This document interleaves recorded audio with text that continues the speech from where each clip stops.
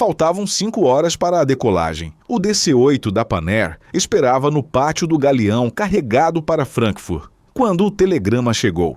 Todas as linhas da companhia estavam suspensas, por ordem do presidente Castelo Branco, que acolheu a exposição enviada pelo ministro da Aeronáutica, Eduardo Gomes, na noite de 10 de fevereiro de 1965. Na mesma noite, um avião da Varig já estava pronto para voar a rota da Pan-Air para a Europa. As linhas nacionais passariam a Cruzeiro do Sul. Não houve transição, prazo para defesa ou pouso gradual. Uma companhia inteira recebeu a ordem de parar, quando seus passageiros já tinham bilhetes e sua tripulação se preparava para cruzar o Atlântico. Tropas ocuparam a oficina de motores em Petrópolis e a central de comunicações da empresa no Rio, mas não mandaram desligar os equipamentos. Os operadores tiveram de continuar transmitindo, porque aquela rede guiava os aviões sobre o Atlântico Sul. O governo interrompeu os voos da companhia e, ao mesmo tempo, preservou aquilo de que o restante da aviação precisava. Na manhã de 11 de fevereiro, o Diário Oficial publicou o despacho. O jornal estampou na capa a suspensão das linhas. As passagens já vendidas perderam o valor e a receita parou de entrar. 2 dias depois, a Pan-Air pediu concordata preventiva. Era um pedido de prazo ao juiz para proteger o patrimônio e continuar pagando.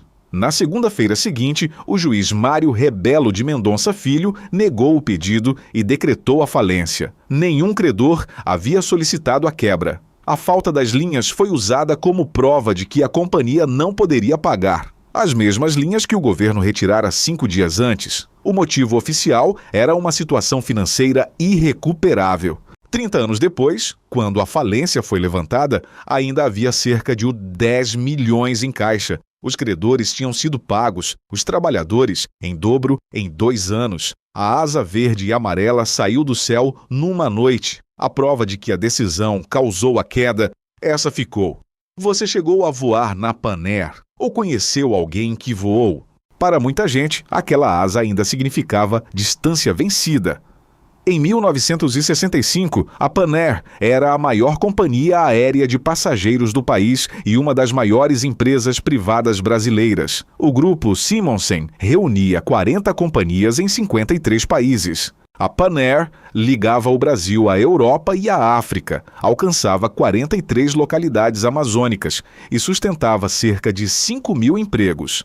Nos aeroportos, a asa verde e amarela aparecia nos Lockheed Constellation, conhecidos como as Estrelas do Atlântico, nos Caravelle e nos DC-8. O Caravelle colocara a empresa na era do jato no começo da década, mas o valor da Pan-Air não terminava na fuselagem. Ele continuava no chão, dentro das oficinas, das estações meteorológicas e das salas de rádio.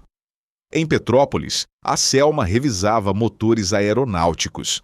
Ao longo das rotas, a companhia mantinha aeródromos e uma rede de comunicações que atendia qualquer avião sobre o Atlântico Sul. Dakar, Recife, Lisboa e o Rio não eram apenas pontos num mapa. Eram vozes ligadas por uma frequência quando não havia radar nem terra à vista.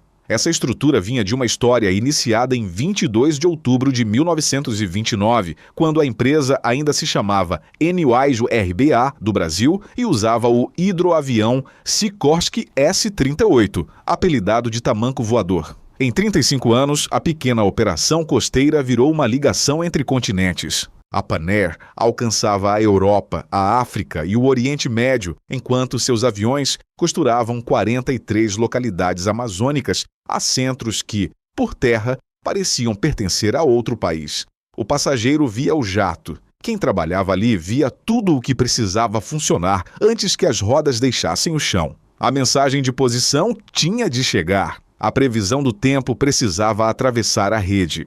Um motor retirado de serviço seguia para a bancada da Selma, onde a revisão também era vendida a outras companhias. A passagem pagava o voo, mas rádio, manutenção e rotas internacionais mantinham a estrutura respirando. Nos aeroportos de Belém, Fortaleza, Natal, Recife e Salvador, a presença da Pan-Air também estava debaixo das pistas. A companhia havia construído instalações e reunido terrenos para sustentar a expansão.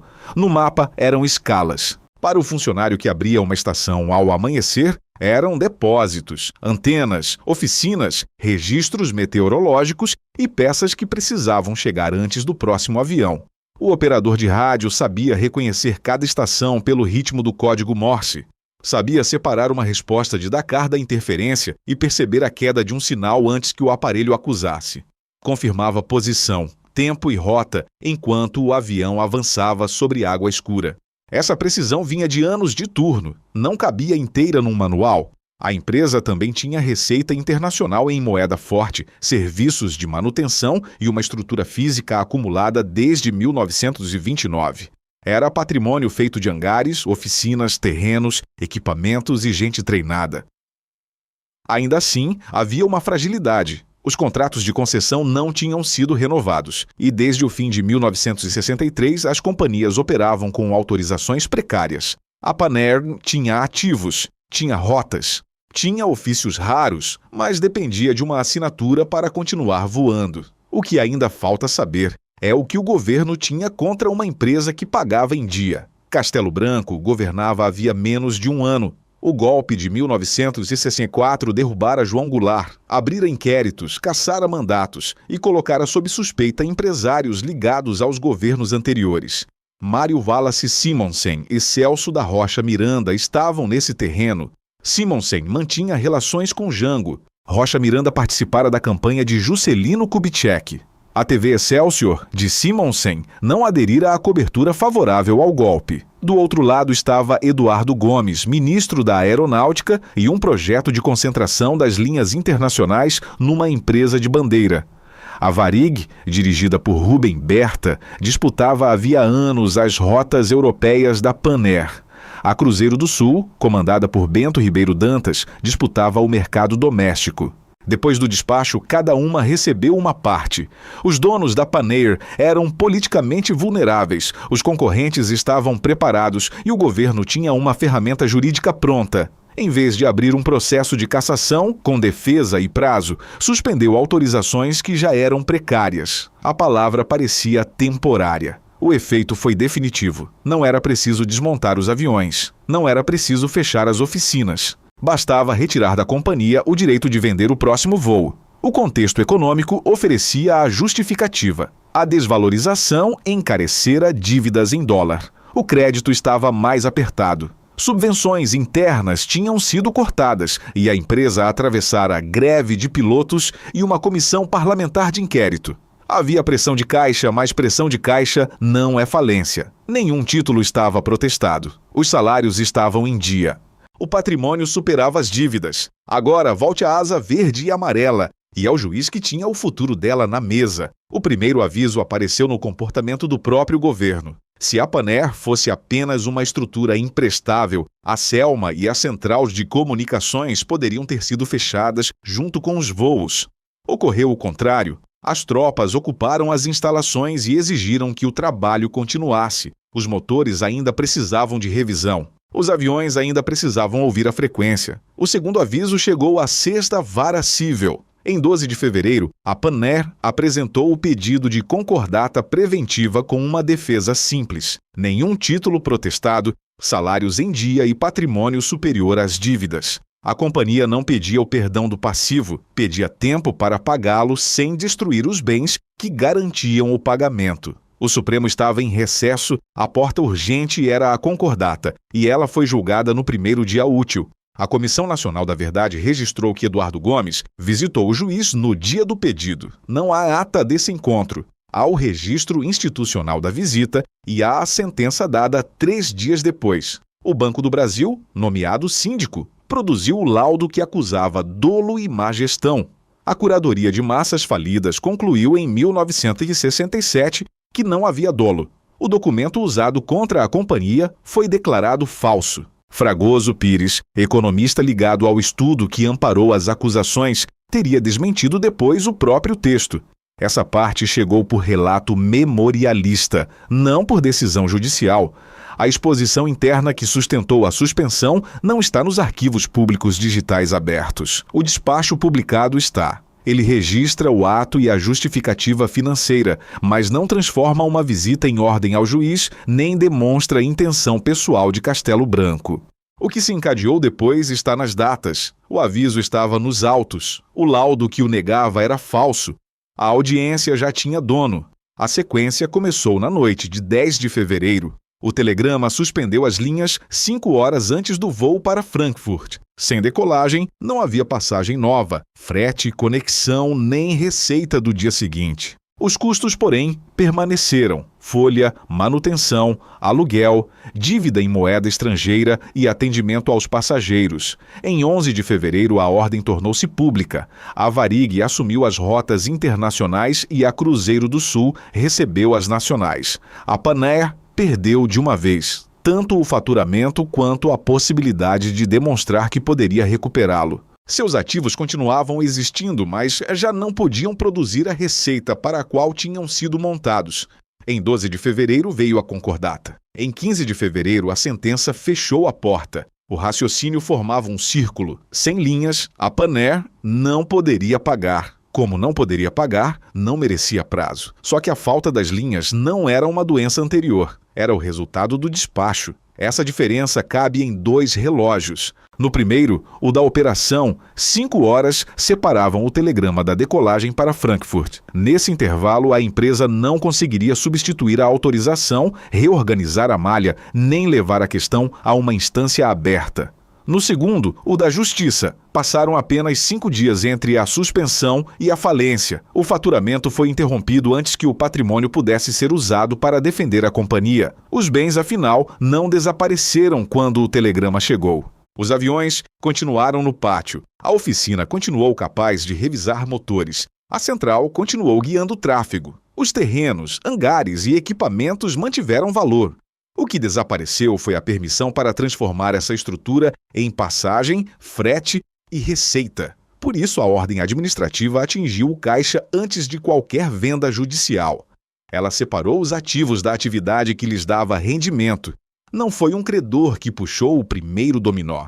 Não foi um título vencido. Foi o Estado retirando a fonte de receita. Depois da falência, a mesma sequência avançou sobre os bens. Em janeiro de 1966, o Decreto 57.882 declarou as ações da Selma de utilidade pública para desapropriação. A oficina continuou revisando motores, agora fora do grupo que a construíra. Em 1969, outro decreto-lei alcançou as aeronaves. Entre um ato e outro, a defesa ganhou uma resposta que chegou tarde. Em 1967, a Curadoria de Massas Falidas concluiu que não havia dolo. A acusação de má gestão já tinha servido para sustentar a quebra, mas sua queda não devolveu as linhas, os aviões nem a oficina. A sentença continuou produzindo efeitos enquanto o documento que a acompanhava perdia validade. Naquele mesmo ano, a Panair tentou voltar à concordata. Ofereceu pagar todas as dívidas à vista para encerrar a falência. Na véspera da audiência, a União entrou com uma nova cobrança, abrindo outra barreira. Em 3 de julho, o Decreto-Lei 669 proibiu concordata para empresas de transporte aéreo. A regra foi aplicada uma única vez, contra a Panair. A oferta de 1969 muda a leitura da sequência. Uma companhia sem saída financeira pediria desconto, parcelamento ou perdão. A Panair ofereceu pagamento integral e é imediato. A resposta não foi a conferência das contas para encerrar o caso. Primeiro veio a nova cobrança. Depois veio uma norma que retirou das empresas aéreas justamente a saída pedida naquele processo. A porta aberta pela concordata suspensiva foi fechada antes que a companhia atravessasse. Os números do financiamento derrubam a imagem de uma companhia isoladamente arruinada. As 4 maiores empresas aéreas deviam juntas NC 23,9 bilhões ao Banco do Brasil. A parte da Panair era NC 4,4 bilhões, menos de 1/5 do total. Ela tinha dificuldades comuns ao setor, mas era a menor devedora daquele grupo. O contraste ajuda a separar aperto de insolvência. A desvalorização aumentava o custo dos financiamentos em dólar para todas as companhias que renovavam a frota. O crédito mais curto apertava o pagamento mensal. O corte das subvenções reduzia a margem das linhas internas, mas as concorrentes conservaram o direito de voar e produzir receita. A Panair, embora carregasse a menor parcela daquela dívida conjunta, perdeu esse direito de uma só vez. O balanço completo de fevereiro de 1965 não está disponível em arquivo digital aberto. Sem ele, qualquer divisão matemática entre caixa, patrimônio e dívida seria invenção. O desfecho oferece uma medida mais segura. Os credores foram pagos, os créditos trabalhistas receberam o dobro em 2 anos e, em 1995, restavam cerca de 10 milhões de reais. Isso não apaga a pressão do PAEG, o câmbio, a retirada de subvenções, a greve ou os contratos vencidos. Essas condições deixaram a Panair exposta e deram aparência administrativa à suspensão. Nenhuma delas explica a velocidade de 5 dias, a falência sem pedido de credor ou a lei posterior que bloqueou o pagamento à vista. Antes que a defesa mostrasse as contas, o futuro já estava decidido, sem pedido de credor. Em 23 de março de 1965, menos de 6 semanas depois da falência, Mário Wallace Simonsen morreu de infarto, aos 56 anos. O grupo de 40 companhias começou a perder peças. A TV Excelsior seria cassada em 1970. Outras empresas e financeiras mudaram de mãos ou desapareceram enquanto a massa da Panair permanecia aberta. Na central de comunicações, o operador de rádio conservava a mesma perícia. Ainda reconhecia Dakar no Morse. Ainda sabia identificar uma interferência e confirmar a posição de um avião no oceano. O dono da frequência é que mudara. Sob ocupação, ele continuou transmitindo para guiar, entre outros, os aviões da companhia que herdara as rotas da Panair. Era a mesma mão no transmissor. Era a mesma escuta treinada. Já não era a mesma empresa. Na Selma, a oficina também não parou. Eduardo Gomes escreveu numa lousa que a Selma continuaria revisando. A frase se cumpriu. A fábrica passou ao Estado e, mais tarde, tornou-se GE Selma. O conhecimento dos mecânicos permaneceu útil. O patrimônio deixou o grupo. Para quem trabalhava ali, a ruptura não foi perder a capacidade de ajustar um motor. Foi ver essa capacidade servir a uma estrutura tomada por decisão oficial. Cerca de 5 mil empregos especializados saíram da Panair. Eram operadores, mecânicos, tripulantes e técnicos formados ao longo de décadas. Parte encontrou lugar nas empresas beneficiadas ou nas instalações preservadas. Parte não encontrou. O número não mede apenas folhas de pagamento, mede rotas, turnos e saberes separados da marca que os reunia. Em dezembro de 1984, o Supremo deu ganho de causa à Panair contra uma cobrança da União. O Estado tentava cobrar uma obrigação já extinta. Ainda seriam necessários 11 anos para levantar a falência. Quando isso ocorreu, em 1995, havia caixa e todos os credores tinham recebido. Essa história continua no caminho de quem viaja hoje. Aeroportos como os de Belém, Fortaleza, Natal, Recife e Salvador foram erguidos sobre terrenos da Panair. Em alguns casos, a titularidade permaneceu em disputa. A rede pública que guia voos sobre o Atlântico herdou instalações e conhecimento daquela central ocupada. O passageiro embarca sobre partes de uma empresa que foi impedida de embarcar. 1965 e 1995. O espaço entre as duas datas foi ocupado por um espólio que se recusava a acabar. A decisão de 10 de fevereiro de 1965 não acelerou uma queda inevitável. Ela criou a queda. A Panair tinha dívidas em dólar, pressão de caixa, subvenções cortadas e contratos sem renovação. Não tinha títulos protestados, salários atrasados ou um credor pedindo sua falência. O despacho retirou a receita. A sentença usou essa retirada para decretar a quebra. Em 2014, a Comissão Nacional da Verdade concluiu que a Panair foi liquidada por motivos políticos e não financeiros, com participação de agentes da União e do SNI e benefício para concorrentes.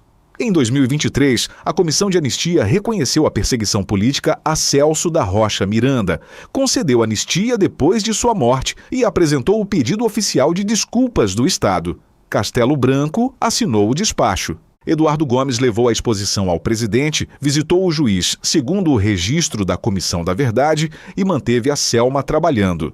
Mário Rebelo de Mendonça Filho decretou a falência sem pedido de credor. O Banco do Brasil assinou o laudo depois declarado falso. Varig e Cruzeiro receberam as rotas. Você conheceu alguém que voou ou trabalhou na Panair? O que essa pessoa contava daquela asa verde e amarela? A asa verde e amarela saiu do céu numa noite. A prova de que a decisão causou a queda, essa ficou.